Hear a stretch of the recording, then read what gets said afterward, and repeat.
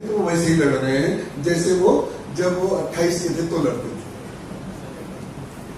दाल में जरा सा नमक कम होने पर दालें फेंक रही है, 80 में भी फेंक रही है और 28 में भी फेंकती थी। बुजुर्गों में एक चीज अच्छी ये थी कि उनके दिमाग में उनका थॉट ये प्रबल था, भाई जिसके साथ अब गठजोड़ हो गया है टूटना नहीं, टूटने की बात नहीं थी। चूक एक नकारात्मक विचार यदि व्याप्त हो जाता है तो वह कहीं ना कहीं कर्म में उतार आता है। अब मैंने देखा है, क्योंकि मेरा जीवन ज्यादातर बच्चों के साथ रहता है, शादी से पहले ही वो डिवोर्स की चर्चा करने लगते हैं, शादी से पहले ऑप्शंस की चर्चा करने लगते हैं। तो मैं उन्हें फौज का उदाहरण देता हूं। मैंने दर्रे पे खड़े हो, पीछे खाई है, आगे दुश्मन है, क्या ऑप्शन है? ऑप्शन सोचो ही मत, जब परिस्थिति आएगी तो देखा जाएगा। लेकिन आप ऑप्शन सोच के चलेंगे तो परिस्थिति ले आएंगे, क्योंकि कहीं ना कहीं हमारे थॉट में हमेशा वो डर रहेगा। ऐसे मंगल आ गया, ठीक है, नहीं कोई बात। इसको देखने में हमें कई चीजों का ध्यान रखना चाहिए। भाव स्पष्ट और नर्मांश के बिना कुंडली देखना पाप है। जो 2.25 घंटे, देखिए भारत का जो गणित है ये स्थूल नहीं सूक्ष्म है, ये सेकंड्स को काउंट करता है। आज हम अपनी रूटीन में जो शूटिंग भूल चुके हैं वो अलग बात, लेकिन समय अपने अनुसार ही घूमता है, ये बहुत सूक्ष्म है। तो ये 2.25 घंटे की लग्न को काउंट करेगा, ये कैसे संभव है? हम लोग सबसे बड़ी गलती करते हैं। किसी ने कुंडली पूछी, एकदम देखी, लग्न कुंडली से सब बता दिया। अब उसमें करेक्ट होने की प्रोबेबिलिटी 33 या 34% होगी, इससे ज्यादा नहीं होगी। अब हमारी किस्मत है, एस्ट्रोलॉजर की भी तो किस्मत होती है, और उसकी किस्मत अच्छी है, उसका बुध अच्छा है, उसका नवमेश अच्छा है, चंद्रमा ठीक है, तो वो जो कहेगा वो हो जाएगा। लेकिन सैद्धांतिक दृष्टि से ये गलत है। तो भाव में वो मंगल मान लीजिए 9वें भाव में आ गया अष्टम से, अब वो घातक नहीं रहेगा। अब आप उसकी मैरिज किसी ऐसे व्यक्ति से कराएंगे जिसके अष्टम में पक्का मंगल पड़ा हुआ है, तगड़ा मंगल पड़ा हुआ है, तो निश्चित रूप से मंगल दोष का निस्तारण की जगह मंगल दोष और ज्यादा प्रखर हो रहा है। इसलिए भाव स्पष्ट जरूर देखिए, क्योंकि सामने वाले का जो जीवन है वो हमारा दायित्व है। हम उसे हल्की सलाह देकर, उथली सलाह देकर अन्याय उसके साथ नहीं कर सकते। वो हमें भी देख रहा है, हम भी भगवान नहीं, एक विधा के जानकार है बस। कोई इंजीनियर होता है, जैसे कोई डॉक्टर होता है, हम ज्योतिषी, वो हमें भी देखता है और फिर उसका दंड हमें भी मिलता है। ऐसा नहीं कि हमारे लिए उसने कोई स्पेशल कोर्ट खोल रखी है कि जब इस कोर्ट में जो है सो वो मुक्त हो जाए, ऐसा नहीं, हमें भी उसी पाप का भागी बनना पड़ेगा। तो हर चीज की एक पावर होती है। हम जैसे कहते हैं सरकारी नौकरी में जाएगा, तो सरकारी नौकरी में तो एक चपरासी भी होता है, एक आईएएस भी होता है, और आईएएस में भी एक ऐसा आईएएस होता है जिसे वर्षों तक लोग याद रखते हैं। जैसे आप लोग टीएन सेशन जी का नाम आज तक लेते होंगे, और हजारों ऐसे आईएएस होंगे आपके डिस्ट्रिक्ट से निकल के आप जानते नहीं क्यों। ये क्यों? सूर्य तो वही जो सरकारी नौकरी में दे रहा है, लेकिन फिर किसी को चपरासी और किसी को आईएएस और किसी को प्रतिष्ठित आईएएस क्यों बना रहा है? इसका मतलब कहीं ना कहीं कुछ और भी चीज है जो हम जानबूझकर छोड़ देते हैं। डिग्रीज बहुत इंपॉर्टेंट है।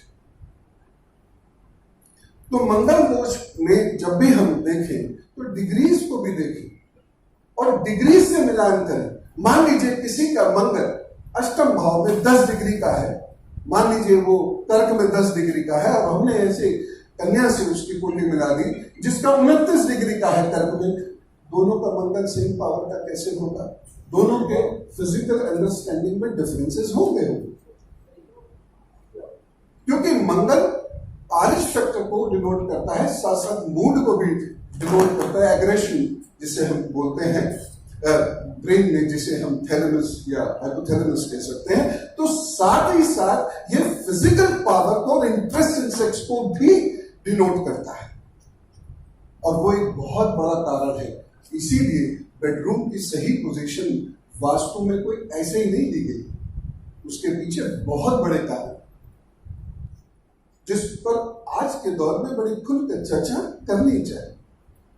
विद्वान लोग हैं, इंटेलेक्चुअल्स हैं, क्योंकि वहां अगर एनर्जी मिसमैच होती है तो ये मंगल दोष। आप दोनों बच्चों को देखिए, बुजुर्गों की बात नहीं कर रहा, देख मैं बच्चों की बात कर रहा हूं जो 28 से 35-40 के बीच के हैं, खासतौर से 28, 30, 32 साल के जो बच्चे हैं वो उसको बर्दाश्त नहीं कर पाते और दूसरे रास्ते पकड़ लेते हैं, क्योंकि उनके पास वो मान के चलते हैं बहुत ऑप्शन है। तो ये मंगल दोष हमें बहुत ध्यान से मिलाना होगा। ईगोज मंगल, वीरता मंगल। अब दोनों जीवन साथी में मान लीजिए ज्यादा वीर हुआ तो दूसरे की हालत क्या होगी। मान लीजिए एक बहुत वीर है और दूसरा उसका मंगल कमजोर है, उसमें वीरता की कमी है, तो जो ज्यादा वीर होगा वो क्या कहेगा, ऐसे करो, ऐसे करो, ये करो, वो करो, क्योंकि वो मेहनती है, वो हिम्मत रखने वाला है, हार मानने वाला नहीं है। और दूसरा कहेगा चले जाएंगे, कोई बात नहीं, अरे छोड़ो, कल चले। बस झगड़ा हो गया। वो कह रहा मौसी के घर में फंक्शन है, तुम थके हुए आए हो या कुछ भी हो, रोज रोज थोड़ी होगा, चलो देखा जाएगा। वो कहेगा नहीं, बीच में जाम बहुत है, छोड़ो आराम हो गए झगड़ा। तो मंगल अगर वीरता दिखा रहा तो सारे वीर एक से कैसे हो जाएंगे? सारे ह्यूमन बीइंग एक से नहीं हो सकते। बेसिक प्रिंसिपल्स तो सेम है ना, नहीं तो सारे श्री राम हो जाते, सारे श्री कृष्ण हो जाते। इसीलिए अब कुंडली मिलान पर भी मैं बात अपनी कहे के और पूर्ण करूंगा। कुंडली मिलान में सास से कुंडली मिला दिया करनी चाहिए, और ये लड़की की सास से नहीं, लड़के की भी सास से। देखिए 12 भाव है। अब कुंडली क्या केवल चंद्रमा है? बताइए, सब लोग जानते हैं 12 भाव की ये कुंडली है। 12 भाव में 12 राशियां, 7 ग्रह, सूर्य तारा प्लस 6 ग्रह प्लस 2 छाया ग्रह, इतने सारे परम्यूटेशन कॉम्बिनेशंस हैं, तब एक कुंडली पूरी हो रही है। उसके साथ फिर उसका भाव स्पष्ट और नवमांश, ये सारी चीजें मिलकर एक कुंडली बनती है, और मिलाने हम क्या चलते हैं, चंद्रमा। रिजल्ट्स कैसे मिलते? दोनों के पंचम में फर्क आ सकता है, दोनों के सप्तम में फर्क आ सकता है। मान लीजिए दोनों की लग्न मिसमैच कर रही, तो एक तो बहुत तगड़ा स्टाउट पर्सन है और दूसरा जो जीवन साथी वो हमेशा बीमार रहता है, दोनों एक दूसरे के साथ एडजस्ट नहीं कर पाए। धन की स्थिति, मान लीजिए किसी का चंद्रमा नवम भाव में मजबूत स्थिति में बैठा हुआ है किसी भी तरीके से, वो कहेगा अरे धन का क्या है। या मान लीजिए किसी की कुंडली में बृहस्पति बैठा हुआ है लग्न में, वो कहेगा धन का क्या करना है, अरे ठीक है धन आएगा तो आएगा। लेकिन दूसरे व्यक्ति को धन ही चाहिए, ऐसे लाओ, ऐसे लाओ, ऐसे लाओ। बहुत सारे लोग मैंने देखे हैं जो व्यक्तियों को प्रेरित करते हैं भ्रष्टाचार करने के लिए, नहीं तो पीड़ा देते हैं, भ्रष्टाचारी नहीं है वो, तो पैसा लाओ, पैसा लाओ, पैसा लाओ। तुम्हारे साथ तो ब्याह इसलिए किया था, सो सरकारी नौकरी में हूं, पैसा लाओगे, नहीं तो इससे तो और भी आ रहे। अब आप ये भी तो मिलाइए ना, दोनों की मानसिकता कैसी है, दोनों का थॉट प्रोसेस कैसा है। इतनी सारी चीजें मिलाने के बाद दिन 2 दिन लगाइए, उसके बाद समझ में आएगा कि ये कुंडली में विवाह होना चाहिए इस व्यक्ति के साथ या नहीं होना चाहिए। और जब आप विवाह की बात करें तो कभी भी ये मत देखिएगा कि इसकी सोशल स्टेटस क्या है, क्योंकि सोशल स्टेटस जो कल थी वो आज नहीं, जो आज है वो कल नहीं भी हो सकती। जब कुंडली मिलाएं तो सिर्फ कुंडली मिलाएं, आपके पास आप वो जो कुंडलियां हैं वही पूर्ण पुरुष है। फिर उसमें आधा वो मत करिएगा कि ये जिनसे कुंडली, मुझे बड़ी अच्छी लगी डॉक्टर साहब की बात, कोई भी अधिकारी आए 3 दिन की वेटिंग है तो है, अब उसको मेरे नियम से आना है, हैव कॉन्फिडेंस।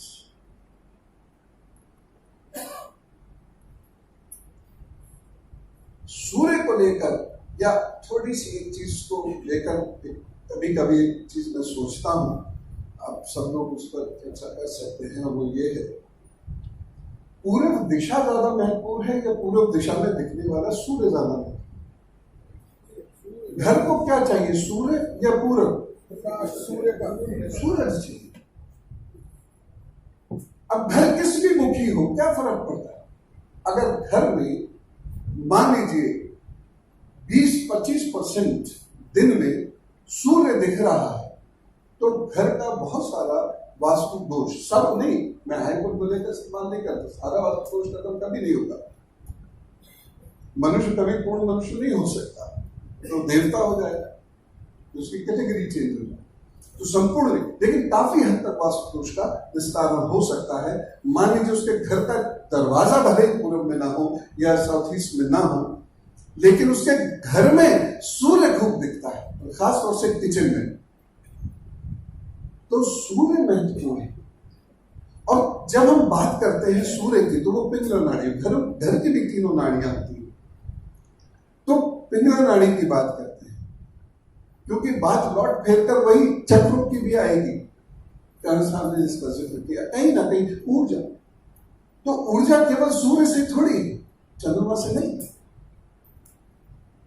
चंद्रमा की ऊर्जा कमजोर है, चंद्रमा की ऊर्जा हमने उधार ली, चंद्रमा ने सूर्य से अपनी ऊर्जा उधार ली, लेकिन शुक्ल पक्ष के तृतीया से लेकर उसके पास ऊर्जा तो है, एक अलग किस्म की ऊर्जा है।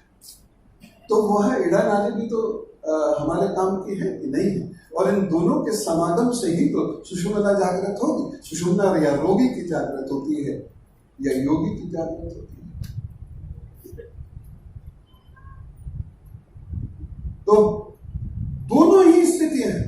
तो जहां तक अभी नक्षत्र की भी बात की थी कि हमको अब आकाश में तारे नहीं दिखाई पड़ते, इसके पीछे दूसरा भाव जो मैं देख रहा था वो ये था कि चंद्रमा अब घर में अपनी जगह नहीं पाता, उस वक्त पर्दे खिंच जाते हैं।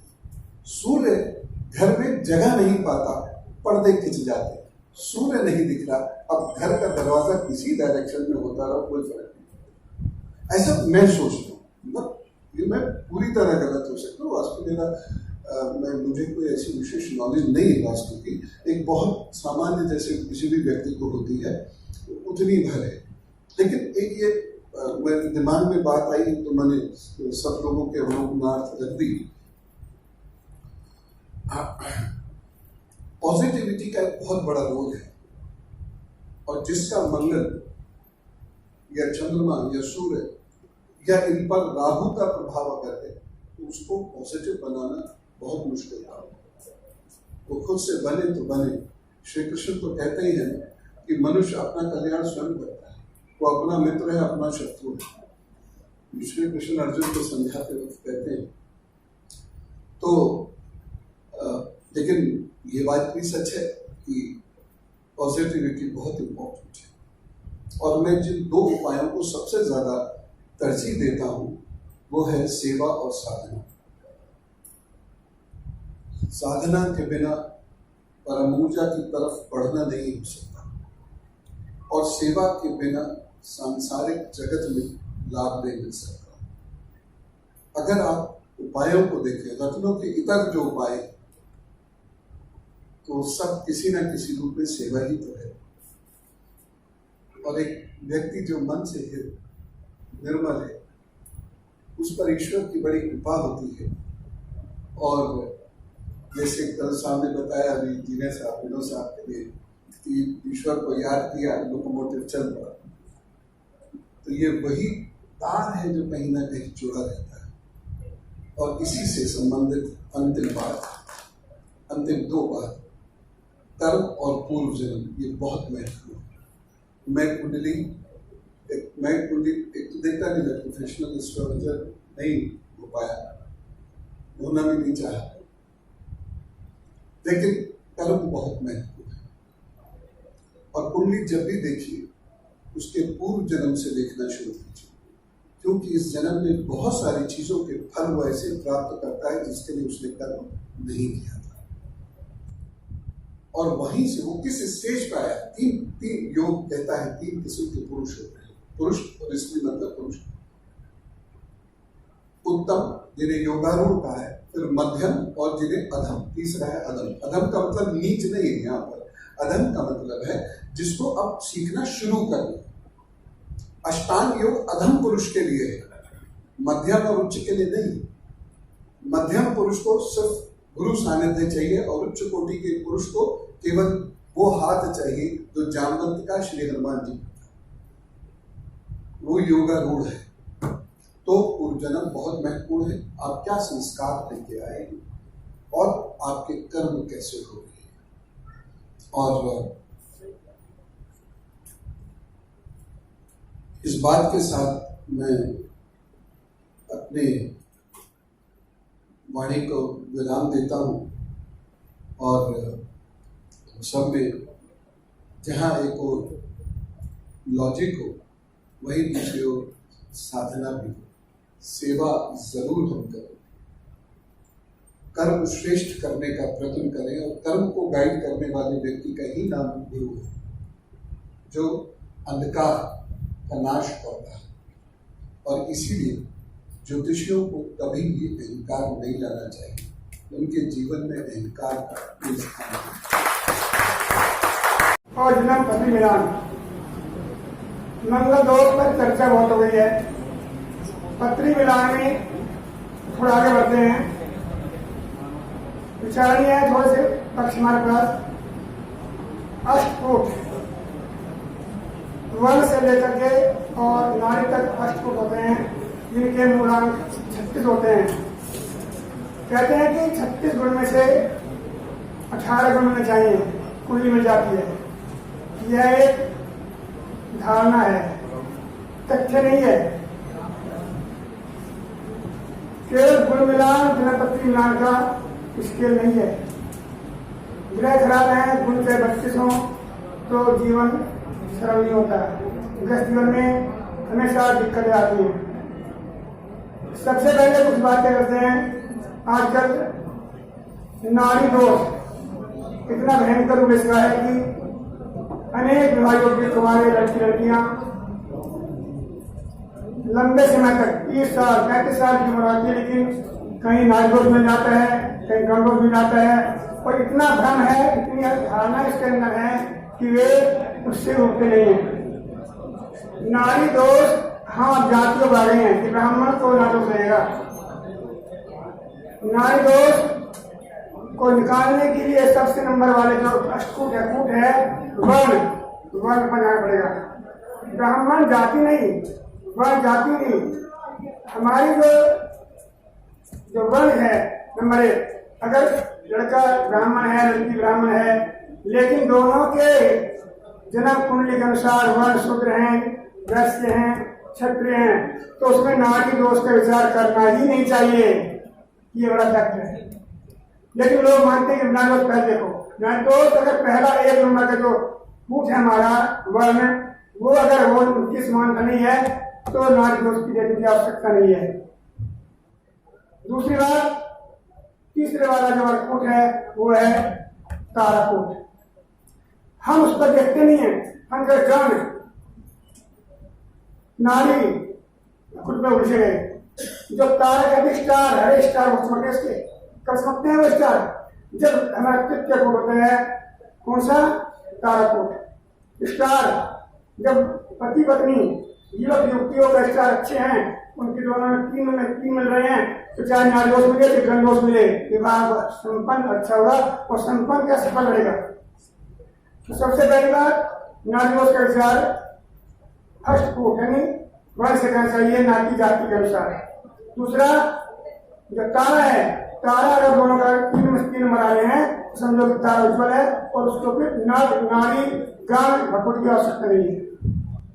तीसरी बात मंगल, जो मंगल स्व मंगल है वो अमंगल कैसे करेगा, नहीं कर सकता। मंगली भाव होते हैं 12 भाव, पहला चौथा सातवां काफी चर्चा हो चुकी है। सबसे पहले जैसे आदरणीय हमारे गुरु साहब ने कहा कि नक्षत्र नमांश तेरे भाव, इनसे अगर हम ठीक प्रकार से मैचिंग करते हैं तो एक कुंडली मिलाने में 2 या 3 दिन लगते हैं। आज जब कंप्यूटर खोला, जैसे हमारे यजमान है ऐसे पंडित जी हो गए, क्या पंडित जी 4 कुंडली यहाँ लगा दो, पंडित जी मजबूरी है 10 मिनट में अच्छा इससे मिल गई, इससे पहले बोले ये कुंडली मिलान नहीं है, हम धोखा दे रहे लोगों को। अगर इस तरह से एक कुंडली मिलाई जाए तो लगते हैं चलित विचार, भावरिक, नमांश और उसके बाद सप्तमांश। सप्तांश भी उससे देखें, सप्तमांश होता है संतान का, बिना संतान के जीवन अधूरा है। तो हमेशा मंगल नहीं करता। यदि उसको नक्षत्र कैसा देखें, अशुभ नक्षत्रों का, लड़की का मंगल और लड़के का मंगल दोनों नक्षत्रों के विपरीत है, दुश्मन है, शत्रु नक्षत्र है, तो भी नारी दोष या गण दोष कितने बच्चे हो नहीं कर सकती। समान भाव मंगल होना, यानी लड़के का मंगल लगन में है और लगन मंगल लगन में है, तो ये भी मैचिंग अच्छी होगी।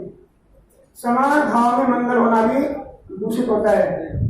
यानी आप कल मंगल अष्टम में है, इसका अष्टम में है, जैसे गुरुजी होता है, डिग्रियों का अंतर होता है, उसमें बात है, लेकिन समान मंगल एक भाव में होना भी अच्छा नहीं होता। तो कुंडली मिलान से पहले नारी दोष पर दिमाग में रखवाइए। अगर आपकी जातिगत में वर्ण व्यवस्था के अनुसार पहला फूट है उसको मिला लीजिए, उसमें अगर वो ब्राह्मण वर्ण है तो तब नारी मिलाइए, अन्यथा नारी मिलाने की आवश्यकता नहीं है। और तीसरा फूट है तारा फूट, उस फूट पर हम जाएंगे तो सारे फूट खा जाते हैं। अष्टफूट में तृतीय फूट तारा फूट, चमक स्टार करे, आजकल स्टार चमक रहा है, चमकता स्टार, अगर स्टार चमकता है ना तो सारी नेगेटिविटी कम जाती है।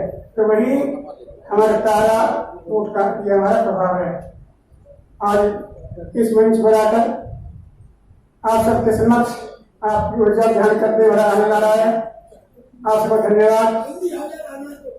माननीय श्री साहिब का बहुत धन्यवाद, जिन्होंने एक सुंदर आयोजन किया है। केवल मंगली मिलान ही नहीं, मंगली मिलान के 10 प्रकार होते हैं कि किस प्रकार से वो खत्म हो जाता है। 10 उसके परिहार होते हैं मंगल मिलान के। अगर वो मंगल मिलान के परिहार हो गए तो फिर मंगल से घबराने की आवश्यकता नहीं है। गाजियाबाद की ताजा तरीन खबरों के लिए हमें सब्सक्राइब करें और हमारे बेल आइकन को प्रेस करना ना भूलें।